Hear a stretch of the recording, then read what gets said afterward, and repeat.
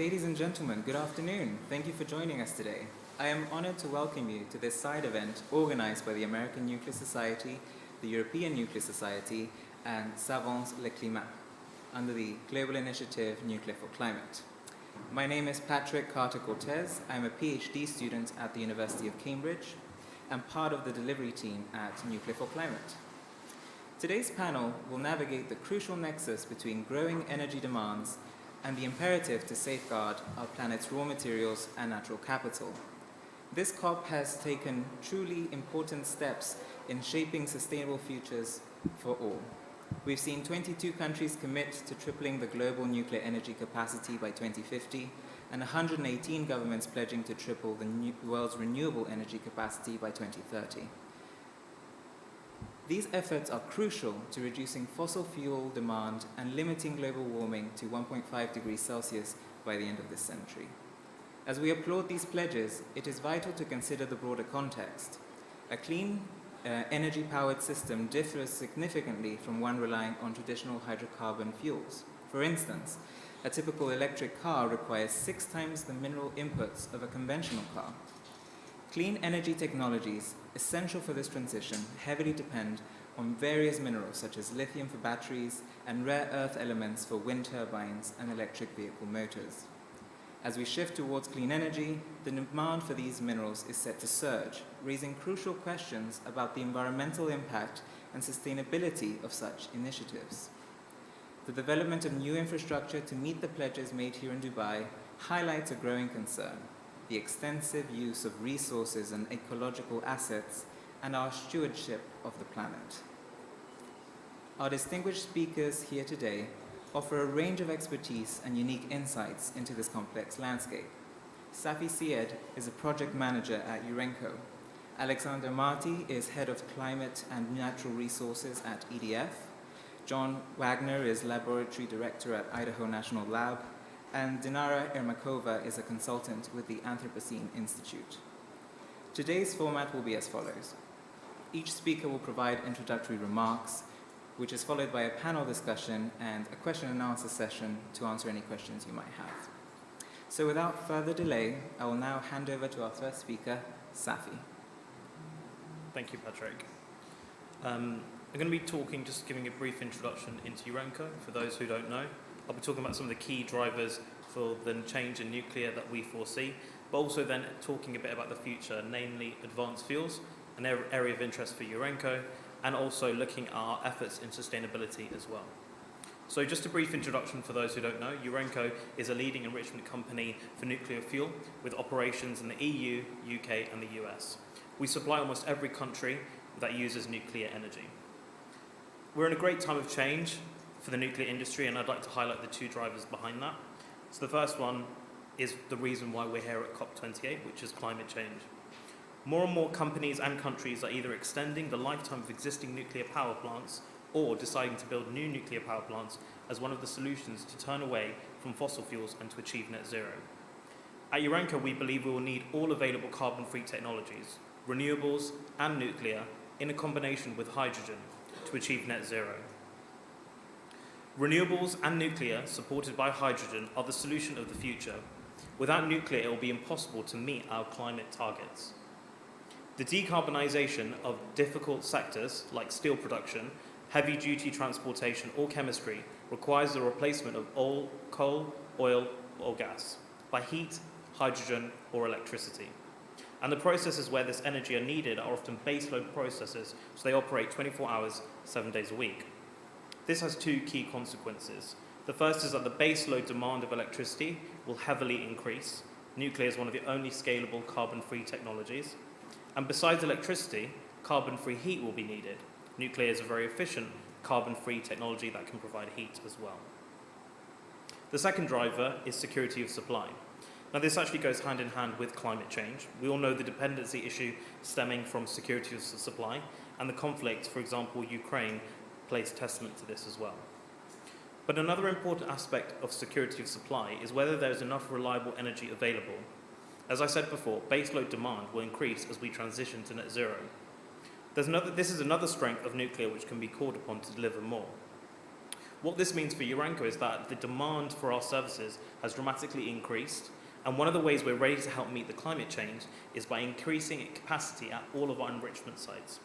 We announced our first expansion earlier this year at our USA sites, about a 15% increase in site capacity alone. Urenco is best placed to meet the future demands of a safe, diversified and secure supply of enriched nuclear fuel. But when it comes to that, uranium is of course crucial to the front end of the nuclear fuel cycle. So we can take assurance that uranium is a naturally occurring element, which is often more abundant than gold, silver or mercury. There are traces of it everywhere, and the world's known uranium resources increased by at least 1/4 in the last decade due to increased exploration. It can also be made as a byproduct. Even with this prevalence of uranium in the world, responsible nuclear stewardship is vital to Urenco and to the industry as a whole. What we do with the fuel afterwards matters, and it's key to our vision of sustainability. We will step this even more as we deliver more low-carbon energy. But when we look again to the future, some of those things that are going to be important is actually planning for the byproduct of that enrichment process as we ramp up. This is known as depleted uranium or tails.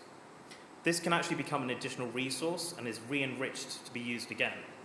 But as an interim measure, it needs to be converted to a stable form for long-term storage. A huge amount of investment and infrastructure is required to manage these tails, and at Urenco we've made that commitment with further investment in our tails management facility to increase its capacity. It's also worth mentioning that more widely, nuclear power is the only large-scale energy-producing technology that takes full responsibility for all of its waste or spent fuel and fully costs this into the product. And the amount of waste generated by nuclear power is very small relative to other thermal electricity generation technologies. It produces less waste by volume than wind and solar. It's also worth mentioning that nuclear energy is incredibly efficient as well compared to those other technologies. This has more than one meaning. The land footprint of even a large-scale nuclear power plant is comparatively small to other sectors, so it's more enabling for the local environment and wildlife, and so less intrusive as well. Meanwhile, the reactors themselves, that is to say the nuclear technology, has a high capacity factor and the fuel already performs well. So nuclear can help meet that growing demand. But the capacity of nuclear fuel is growing and is set to grow even further as the industry looks at the next generation of reactors known as advanced modular reactors or small modular reactors as well. This is actually something that my team at Urenco is working on as well, so of a new HALEU. This project is being undertaken in line with the framework of international agreements related to Urenco as well. The second part of the future that we see is as part of our sustainability strategy. It's Urenco's goal to reduce its own environmental impact. So we're turning that ambition into action by looking to reduce our operational emissions by 2030 and then looking to support our supply chain to decarbonise by 2040, which will all be aligned to the science-based target initiatives. Part of this journey will be using to support and provide leadership to others to decarbonise, as well as our suppliers outside as well. This won't be easy. There are some solutions out there, and some will come as we move along the journey, but these will be analysed and worked upon as they're mobilised. A really great example of this is in our per year of waste heat from our cooling towers. This could help support replacing natural gas in fossil fuels during the net zero transition itself, being an efficient energy with efficient fuel, which will help further improve with new reactor technologies. And it also takes the stewardship side of its responsibilities seriously. Nuclear is also decarbonising its own practices and working to make the nuclear fuel cycle more sustainable. Thank you.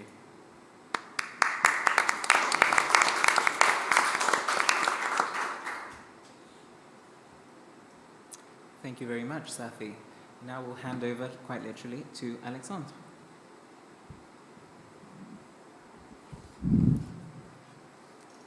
Thank you.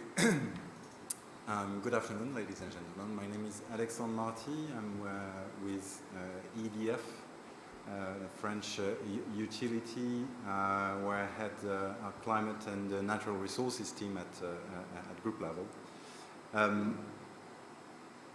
Maybe a quick word on EDF.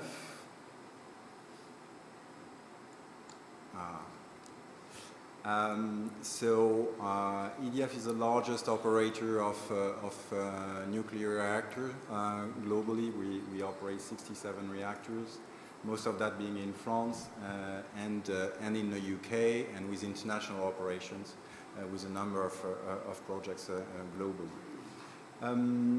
In mainland France, which is our home base, 96% of our power output is carbon-free, and which contributes to making EDF the largest generator of zero-carbon electricity globally, together with other renewables technology ranging from hydro, wind, and solar, and geothermal as well. In 2021, actually, EDF launched a technical and economic study to try and picture how different generation mixes in France could score from the point of their environmental footprint, in line not only with our ambition for a net zero future, but also to preserve the planet's resources. So the idea was really, of course, we know that nuclear has very strong credentials when it comes to its carbon footprint. Actually, we carried out a life cycle analysis of the French fleet, which comes at 4 grams of CO2 per kilowatt hour, which is a pretty good performance. But if we look at the other environmental externalities and we project ourselves into the future, into 2050, and how the mix in France could evolve, what does that say?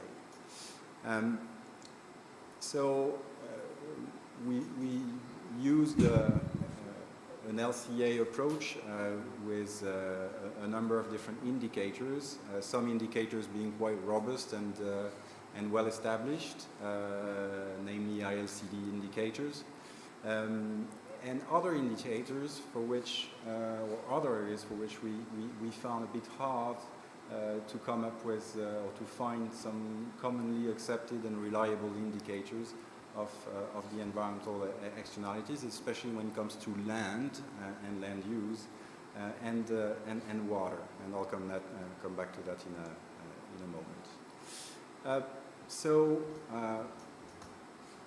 These are the scenarios that we used in our study. In the middle you have the current French mix, which is, as I described a bit earlier, overly dominated by nuclear, with hydro and an increasing amount of wind and solar. And we looked at how this mix could transform into the future without nuclear at all in the above scenarios, but these are scenarios which are not net zero, which use a mix of renewables and CCGs, various amounts of CCGs, being combined cycle gas turbines, and including one scenario which fits CCGTs with CCS. And the bottom 3 scenarios, which are all 3 net zero scenarios, are the ones that we actually want to look at. There's one which is 100% renewables, and then there's 2 others with varying levels of nuclear in the mix. So, if you first look at the CO2 results of that of those different scenarios and different mixes by 2050, what I said just before is illustrated here. The three scenarios above are the ones which are the most carbon intensity, and they're not net zero scenarios in the sense of zero emissions at the point of emission. And the bottom 3 are the ones which are net zero, zero emissions at the point of emissions. But you see that the carbon intensity in terms of when you take into account the full life cycle analysis actually varies with a decreasing carbon intensity with the increasing amount of nuclear in the mix. This stems mostly from the fact that the carbon intensity of PV and to some extent from wind is higher on a life cycle basis from our data, which are from the EcoInvent database, higher than the ones from nuclear. Nuclear power is also the technology that consumes the least mineral resources. So these are how the different technologies range in terms of overall consumptions of mineral resources overall. And I'm sorry, the caption is in French on the right-hand side, but the first two are minerals and sand. And then I'll let you work everything through down to the bottom without detailing them.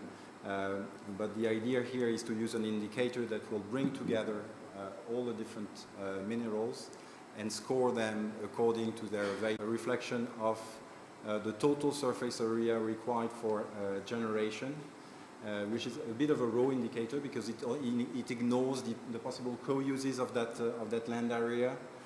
By natural ecosystems or other human activities such as agriculture. And the co-uses are typically huge for wind, including safety activities such as firefighting.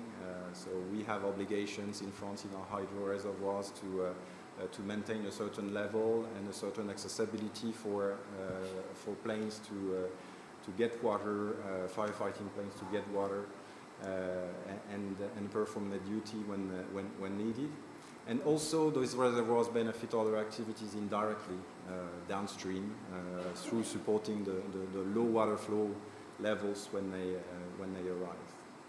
But you see that, on balance, the different mixes don't discriminate that much using that very raw indicator because of the wide area needed for wind. Which is a dark green. Then we look at the pressure on freshwater resources, which is the amount of resources that we use to meet the energy demand. The lab director at the Idaho National Laboratory. Some of you look like you're from the United States, and so you probably have a sense of that. But let me just quickly explain. We're not a private company. We don't deploy reactors. We're not a utility. We're actually hydrogen production, desalination, and so forth, industrial processes. But also in the future, it's that simple. And that's what's at stake in that regard. So Idaho National Laboratory is the site where nuclear power was originally demonstrated back in 1951, technologies. But we work with many different companies, even non-high temperature gas reactors. If I look at my Kairos,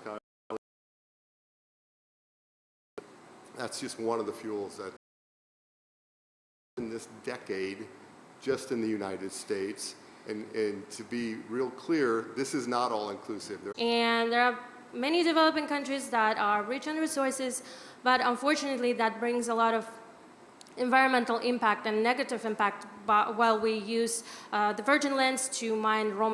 Same goes with the whole cycle of production of those materials. That's true for solar panels, that's true for batteries, that's true actually for many components that we use in daily life. And this is something's changed, and this is something that will continue to be a problem. And that actually impacts a lot our energy security, because if there's any geopolitical issue, the country has full control, especially, as you can see, processing of some of the materials and clean technologies, mostly controlled by China. As we go further in the cycle, it gets a little bit more diverse, but at the same time, the bottleneck comes very early. And if we look at the solar photovoltaic shipments, for example, have limitations, but overall, we can recycle. There are materials also that we don't We can recycle fully, recycle solar panels or wind turbines. Unfortunately, when it comes to economics, those how much of it we generate. That's something that I haven't seen much explored, because again, accounting of that have to fall on the developing world, and that's not the priority right now when most of the economy depends on the on these industries, and accounting for that is just not something they have the either financing or research expertise to do. Again, this might change, and this have to be changed. But just to highlight that the front end waste or mining waste is a big issue that can be solved, again, if we first recycle and have a localized production. Use new chemical technologies to extract the materials that are in demand today. Because of course, 30, 40 years, our material needs were completely different. Same as today, and 30 years in advance, our material need will be different because technology changes. But the technology for extraction also changes, and now we are having more advanced solutions to get to be operational. So that's one very promising opportunity that we see to increase the storage capacity with a minimum use of natural resources. Then there's battery storage, which is a whole different issue, and maybe Lara has some elements to share about that. Brilliant. Anything you'd like to add, Dinara? No, you covered everything. Excellent. Right. Well, on that note, we'll now move into the Q&A section. Just wait for the microphone.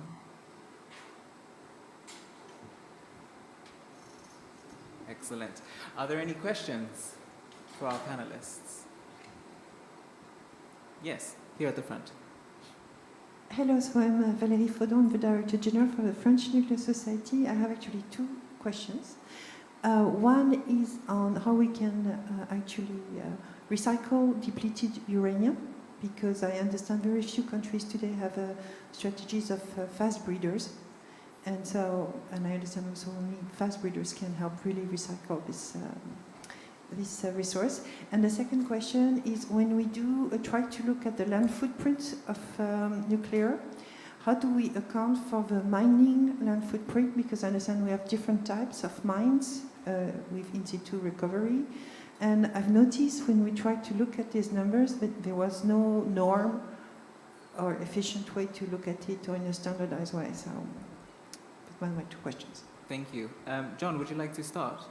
I could try. Let me start with the first one. So I actually don't know. So I'm going to, relative to how we account for land usage for mining in situ or open mining of uranium. So hopefully somebody else on the panel can address that better than I can. With respect to uranium tailings, you sort of made the comment of the potential there. There's also companies that are looking at, and as kind of referred to broadly earlier, mining those tailings for other materials. And so that's actually become kind of a thing, not just better usage of the uranium tailings themselves, but the other materials that are in there that are available. And then since I'm talking about that, I'll just say that up in the northern western part of the state, or part of the country, and I know she had her map up here earlier, that is a big thing, not just uranium, but other mine tailings are being remined, so to speak, because we're able to separate materials better than we used to be able to do, or maybe we weren't interested in some of those particular materials back when we were mining those materials. And so we are actually up in that area where I live, in Idaho and in Montana and in Wyoming, we're seeing old mines reopened, and the value proposition is to extract valuable materials. For example, there's an old gold mine where they're now extracting antimony. And then for the money that they're making off of that, obviously make a profit, but also leave the mine in a better state than they actually found it. So repurpose, or basically kind of cleaning up the original site while making a profit doing so. And so that's the model we're seeing more and more in the upper northwest of the U.S. Brilliant. Alexandre, would you like to weigh in? So on the land question, the analysis that I showed does take into account the land area necessary for the mining activities, so upstream. But as I say, that land use indicator is very raw, imperfect. We know we still need to work on it, but the analysis does take that into account. And of course, depending on the mining technology, the land area which is used can be vastly different. Safi, would you like to talk a little bit about tails? Yeah, so just for people's benefit as well, so Urenco at our Cape and her site, which is in the north of England, we actually hold some of the large quantity of uranic material for the NDA, which is the UK's Nuclear Decommissioning Authority as well. So we have a lot of expertise in handling that, and we're looking to understand what we can do with that as well. One of the ways is the HYDIS project that I mentioned in terms of looking at the potential of hydrogen storage. There are certain places in the UK that are looking at the potential of reprocessing that, putting it back into the nuclear fuel cycle as well, so that is a potential option as well. And as well in the UK, our National Nuclear Laboratory, NNL, is also looking at the potential of extracting cancer treatment, so medical radioisotopes from that radioactive waste as well. So there's a lot of options, and I think they're all being reviewed to see what commercially makes the most sense, but also looking at the quantities at what we can do. Thank you. Are there any other questions? Yes, over there. Hi, thank you. My name is Jonas Legrand from Repair the Netherlands. I found a very interesting presentation about from EDF about the lifecycle impact indicators. There are also some independent studies that come to the similar conclusions. So clearly, yeah, as we've all said, nuclear is superior in terms of material use. But I also found it interesting that you made the comment about planetary boundaries, and to play the advocate of the devil, even though a mix with nuclear would use less materials than 100% renewables mix, would 100% renewables mix necessarily cross the planetary boundaries? Like, is that much land really used by the mining industry as a whole? And, you know, can you even compare all these mines? Is a uranium mine equally damaging as a copper mine, or equally mitigatable? So I'm curious to your thoughts of, about the planetary boundaries, and how strong this argument is of the lower environmental impact. Alexandre? What our analysis shows is that you run a higher risk, as I said, if you focus on one technology to cross one or several planetary boundaries. And in terms of resource utilization and you know, all the consequences it has behind, because as you say, one mining technology or the mining of one element compared to another doesn't have the same impact on water resources in terms of pollution, in terms of impact on habitats and ecosystems. And the analysis that I showed doesn't reflect all that complexity. So based on that, I cannot truly answer your question, but in terms of pure material use, in terms of total land area needed,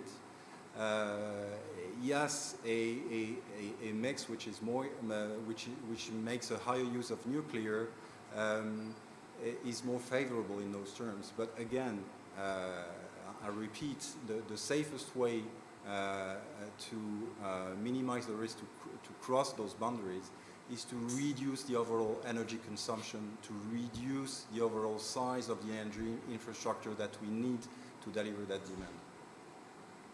Thank you. Anyone else? Oh, for sure. I would add one thing is that the environmental impact will be very, very dependent on where we mine things.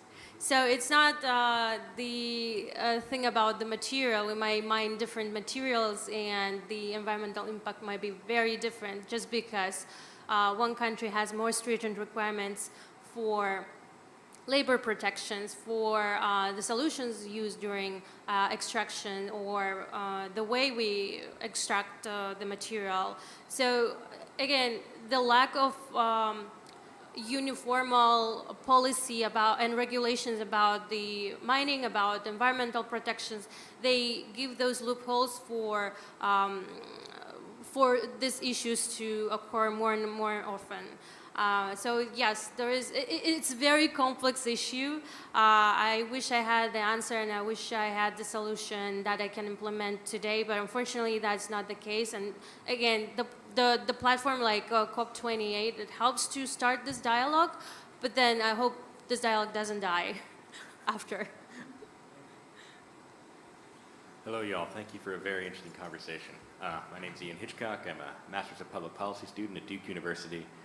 And one question that comes to mind when we're thinking about trying to reduce the use of natural capital is how many resources we consume to transport things around the world.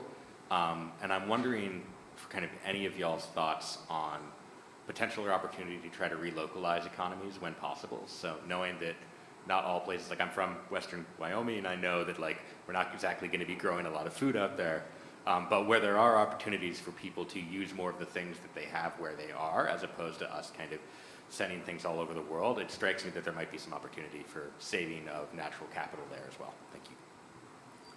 I'm happy to try to jump in on that. And you know, one of the things that we talk about with Wyoming is traditionally, so Wyoming has significant uranium resources. But traditionally our infrastructure was set up in the United States where that uranium would be mined. It would be transported to pretty far away where enrichment and conversion services would occur, transported again for fuel fabrication, and then transported to the reactors themselves. Now that was largely historical because that's where those complexes were built.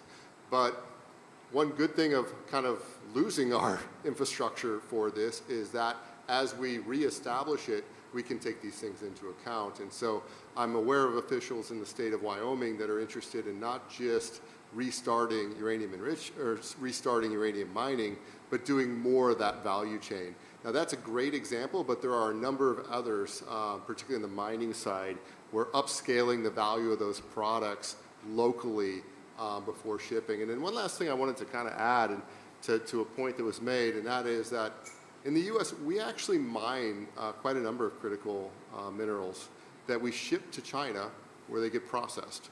Because it's cheaper to ship it to China and have it processed there than it is to, basically in some of these cases, we can't effectively do it in the US because of our environmental regulations. How good is that on the overall balance of the environmental impact? I don't think it's very good. Very interesting. Dinara?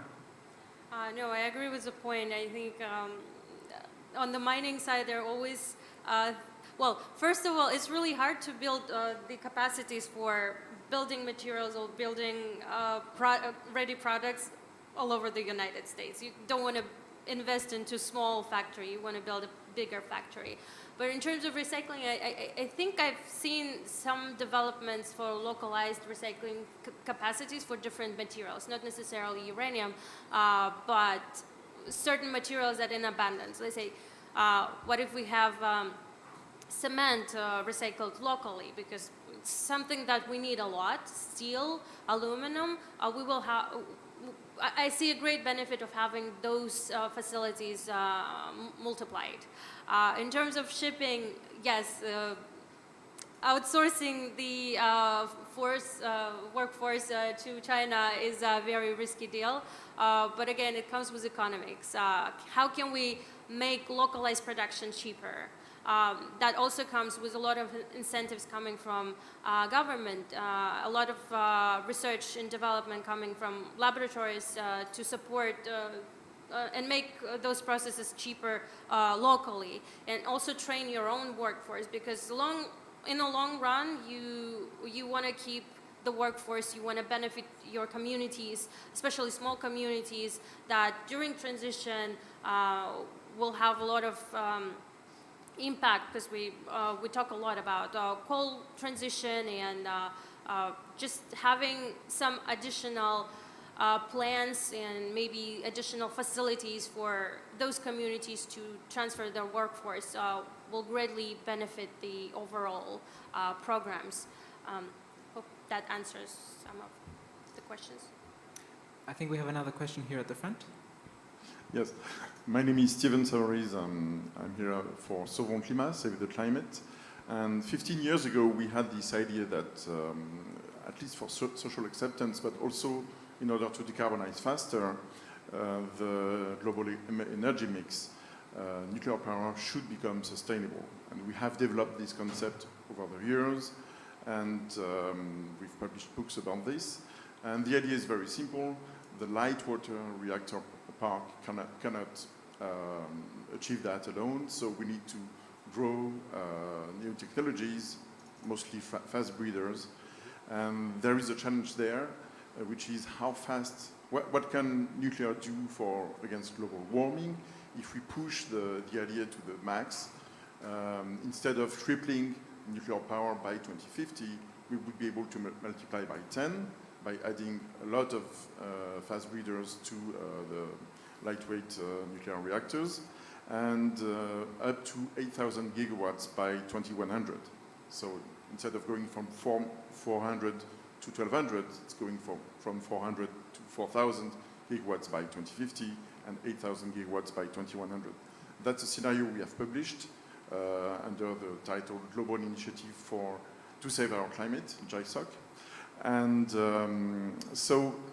and we've seen last week at WNE that, in fact, the industry is kind of focusing on maximizing and tripling this light water reactor inventory.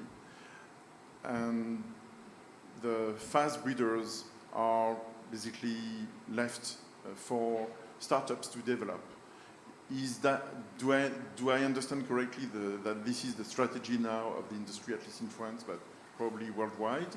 Or would large industrial nuclear groups eventually look into fast breeders, or is it really left only to startups? Any takers? The French have looked at this quite significantly, so I was going to let him go first, but that's fine. And that is, so it's more than just startups that are looking at fast reactors. I wouldn't call TerraPower a startup any longer.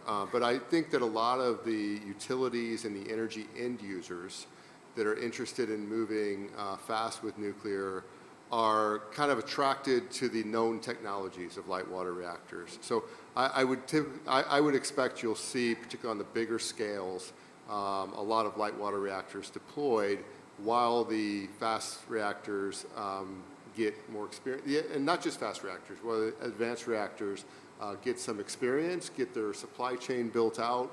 You know, for example, if you're looking at a number of the advanced reactors today, you're looking at high-assay LEU. The only commercial supply for high-assay LEU is in Russia. For the United States companies, that's not really an option. And so they look at the risks of things like that, and that makes them more attracted to light water reactors. So I don't have a crystal ball, but I would expect you'll see deployment of quite a bit of light water reactor, sort of known light water reactor technologies, followed by the advanced reactors, including fast spectrum breeder reactors. And I think for France, I mean, you perfectly expose the situation. I mean, the strategy is to focus on PWRs, large capacity with EPR, and the second version of the EPR, and the small version with SMRs and with the technology that EDF is pushing, which is called Neuroid.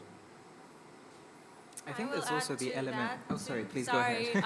I think small modular reactors, they add the value for developing world again, because most of the country cannot afford large-scale project with upfront cost of many $1 billion, and having smaller versions, something that also can be sufficient for smaller cities, because in many countries cities are not that big. In Kazakhstan, the biggest city is like less than 2 million people. So why would we need a large-scale reactor? We might be better off with a smaller one, and at the same time it takes less time to build. Again, we really hope to have all those SMRs deployed as fast as possible. realistically, that will help a lot with deployment in developing world. I was just going to add, in terms of licensing, I think most countries have focused setting up their frameworks for LWRs, and actually one of the problems with SMRs and advanced reactors is the frameworks aren't there yet, and that's kind of a hold-up for new technologies. Any other questions? Yes, at the back. Do you have the microphone?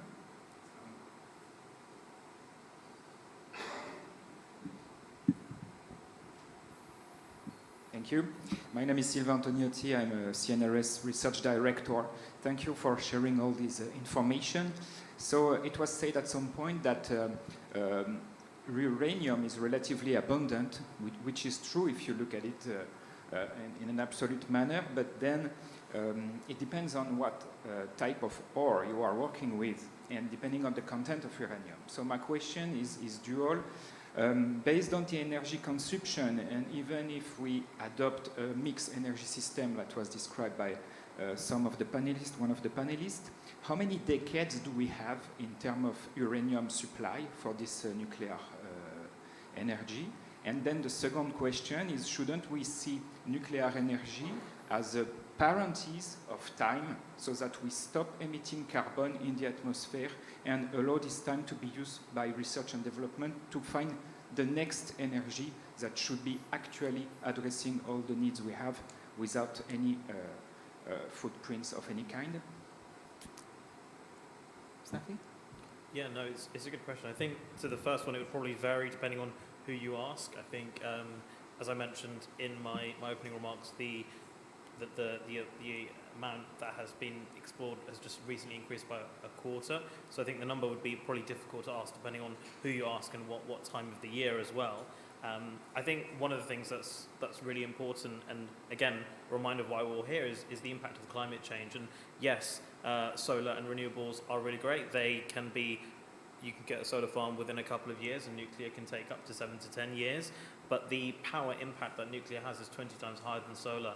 And so I think in terms of solving some of the climate change and the effects, some of which some countries, especially the less economically developed parts of the world, are seeing today as we speak and only going to get worse, I think it's imperative that we continue to support nuclear in combination with renewables as well. And as I mentioned before, we're looking at ways to make our existing usage of uranium more efficient, and some of those new technologies will be key to that as well.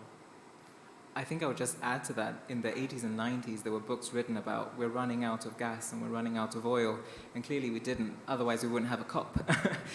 So in terms of raw materials, if you need it, you'll just keep looking for it until you find it. I think that's a theme economically. Right, on that note, I see the timer is flashing red, which is very stressful, so we'll end it there. Please join me in thanking our panelists.